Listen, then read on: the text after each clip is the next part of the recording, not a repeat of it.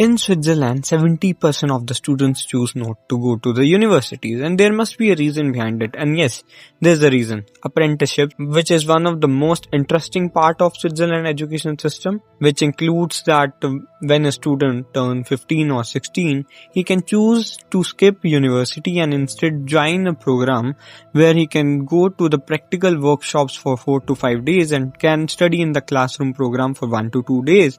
And this makes Switzerland a very extraordinary country in terms of education system. And there's a lot of things in the Switzerland education system which I feel like world should know about this. So today we have somebody, a very intelligent and a very intellectual guy on the mic, and his name is Richard Lukacs. And I would like to call him Sir Richard Lukacs, a cross-sectoral analyst, speaker, author, geopolitician, UN expert at risk and security management, and what else I have to add. And personally one of the most humble guy I have ever met in my life.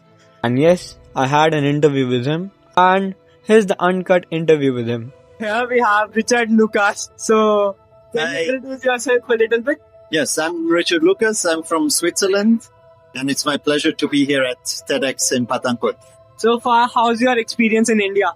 The experience in India has been amazing, very hospitable, and we are very well looked after, and it's an amazing first time in India. You are from Switzerland, right? Yes, correct. Can you give some insight or one speciality in Switzerland education system which you feel like is the world should adapt it?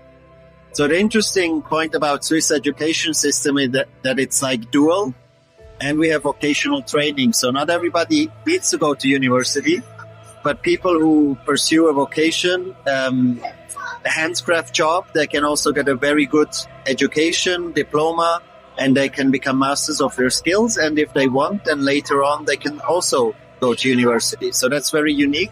And I think that is a very good educational system. You might be unaware about this, but Indian education system have a policy that you need to have 75% attendance in the university. What are your views on that? I mean, it really depends on the country and also on the students, you know. And I don't think we had that kind of a quota, but it's all about if kids want to learn. So I personally, I think I was above 75%. I would say I missed only a few classes. But, there are possibilities to make up for those with digitalization. But in the end, it is important, I believe, to attend classes because you also learn from the others while you're there and while you discuss things and while you ask the teacher, that's what. So I would say it's a good rule. I personally don't like that. The attendance is not 75%. They detain us from the class. And I personally love to study from the YouTube. And the one thing which I realized in the Indian education system is that there is a missing of logical thinking and things which should be studied, but nobody teaches that. Like for example, I am doing BTech, the Bachelor's of Technology right now. And the one thing which I immediately realized is that there is a missing of logic in everything. So I decided that I will start content creation. I myself will do things which I feel like is missing in this Indian education system. So what are your views? Like, do you think that India can actually become more curious over the time, and then that can actually help them increase their education abilities? I truly believe, I think it's not only India, it's students in all countries. If they show curiosity and, not all studies and not all subjects are super interesting and fun, and some are very dry, others are very technical. Some you really just have to learn, and it's a lot of investment. So sometimes maybe the logic is not in there, or that you cannot see it in the first place. But further down the road, and whenever you look back, you will realize that the portfolio and the syllabus makes sense in some degree.